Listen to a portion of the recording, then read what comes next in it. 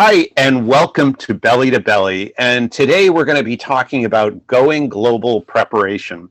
And we're joined by Kevin Smith from Boom and Partners. Welcome, Kevin. Hello, great. Thanks for inviting me along. Oh, it's great to have you. And so Going Global is this fantastic event that's going on in Excel London, 16 and 17 November, coming up just in about 60 days. And there'll be lots of companies looking for information about internationalization from the UK out to Europe, out to the Americas, and certainly to Asia. And I think what we'd love to do in this segment is to first learn a little bit about Boom and Partners, and then get into maybe a couple other topics. But do you want to tell us, Kevin, a little bit about Boom and Partners and what you do to help companies internationalizing from the UK? Yeah, so my personal background covers working for banks, working for governments, working for small businesses and large businesses. And throughout that, I've actually worked in about 45 countries.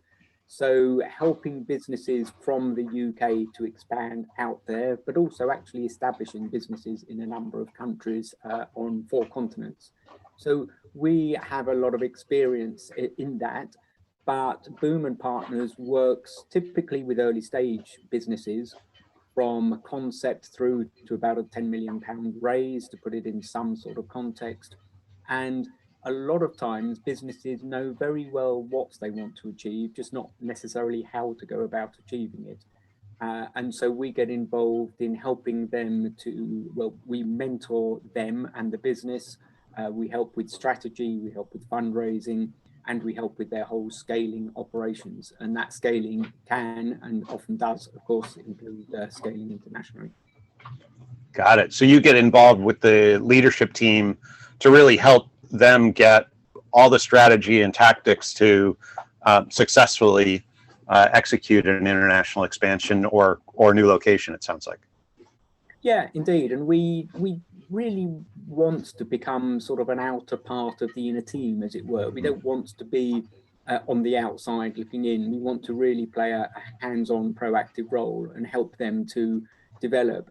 And that gives us a much better sort of perspective in order to make sure that we're helping them to achieve what they want rather than what we think they want. Yeah. And so that works well. That sort of embedded team member to help them. Yeah, that makes sense. So we're, again, talking about going global. And why is it that this event in particular you see as important for companies that are internationalizing? Well, we've been going to events for many, many years. Excel is the event space in the UK. Going Global is part of the business show, which is the largest European business show with 25,000 odd people going through it, 700 odd stands. It just attracts such a huge range of people. And last year, and indeed this year, we've actually got a stand as opposed to just attending. And what we find is there's an awful lot of people go for one thing, but actually end up finding something else. So you benefit from everybody else that's being there, and you've got this sort of I don't know, this vibrancy, this sort of benefiting, as I say, from everybody else, and it just seems to work very, very well. Oh, that's cool. Yeah, no, that sort of big tent idea of really getting everybody that's potential connection under one roof. Yeah, that makes a lot of sense. Yeah, and the networking from speaking to other people that are there, or speaking to other stands, or indeed for us having our own stand, you know, we end up speaking to all of the other stand holders as well. So it's just bringing lots of people with similar sort of interests all together under the same roof in whatever way that happens. And there's sort of a constant flow of small seminars going on that you can attend or not. So yeah, it's just a great venue to bring people of similar mind and similar aspirations together. That's fantastic.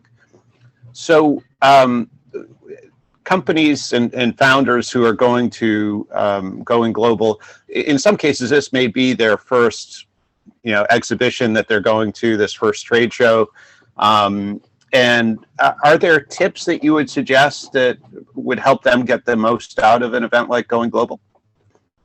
Yeah, if you're just attending, it is a case of, as I say, it's a big event. So clearly you need to sort of think about what you're wanting to focus on. And it's quite easy to walk up and down the stands and see which ones are of no interest whatsoever. And that's sort of a certainty, because it's just something that doesn't fit with what you're looking for. But on the other end of that spectrum, you should, I would recommend, have gone through either in advance or when you get there and think, right, I want to see this stand, this stand, this stand, and speak to people from those stands. But then you should also walk along with really quite an open mind, apart from those that are of no interest because they're just not the right part for what it is you're wanting at this stage. You know, do stop by and ask other stands what it is they're doing and how are they doing it, and because quite often you'll be surprised at there are things out there that you hadn't thought about. So don't be too blinkered, and only speak to those that you know you want to speak to. Sort of go along and have a look and see what happens, not least of which you might pick up a very useful contact for the future.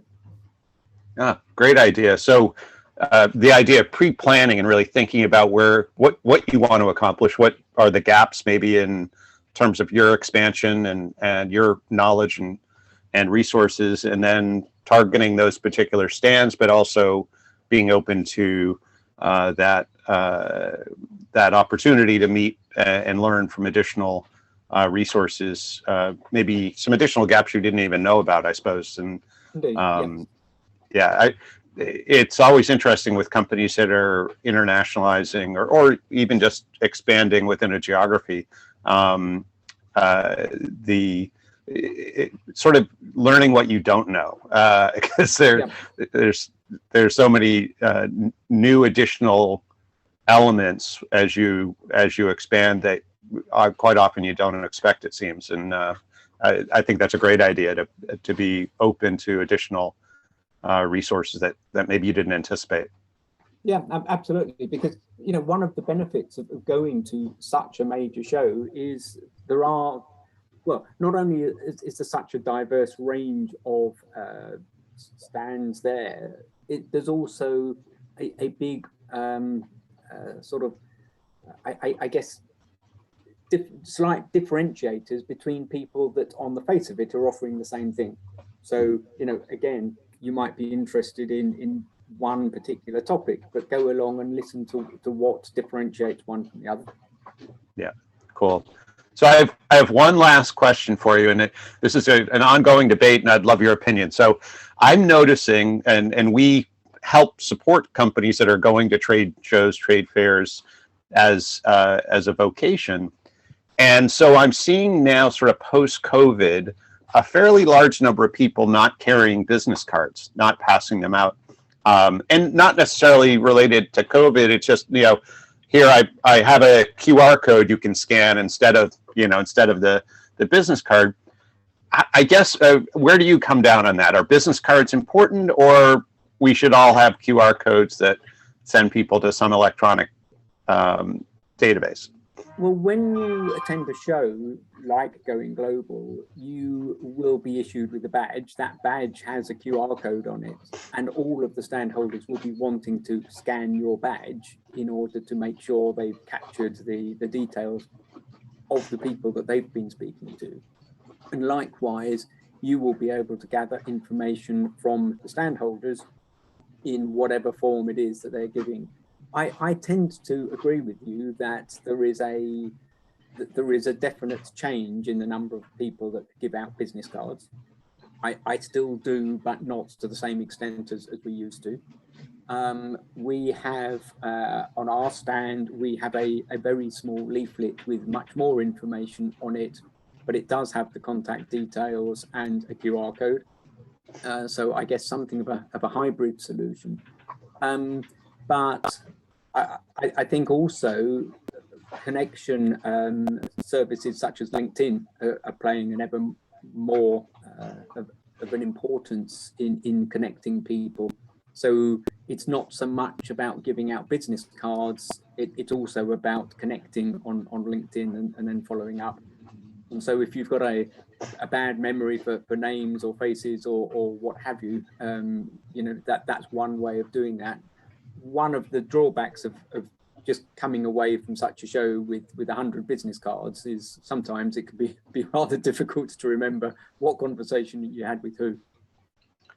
So I do this for a living. So the thing that you miss not having business cards, I would say, is that number one, you have this opportunity where someone is accepting your logo, your brand, and not having your business card prevents that ability to promote your brand. As well as you also eliminate somebody's ability to take notes.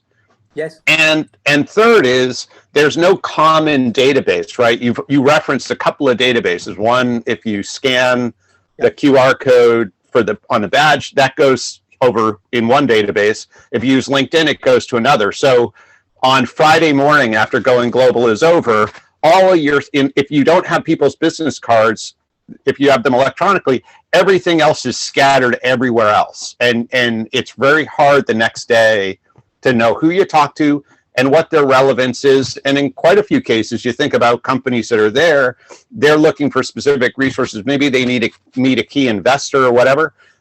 Not giving somebody your business card doesn't allow them to take notes. Oh, this company is at this stage. I need to do this follow-up.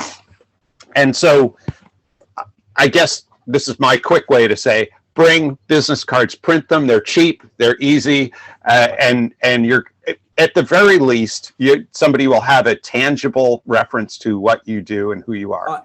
I would agree. And just to endorse pretty much everything that you've said, so that is my business card, and it is a thick business card, and the orange is the color of the company. There is an orange middle piece down there, so it's an expensive card, and it is very purposefully, it's got information back, but it is very purposefully white so that people can take notes.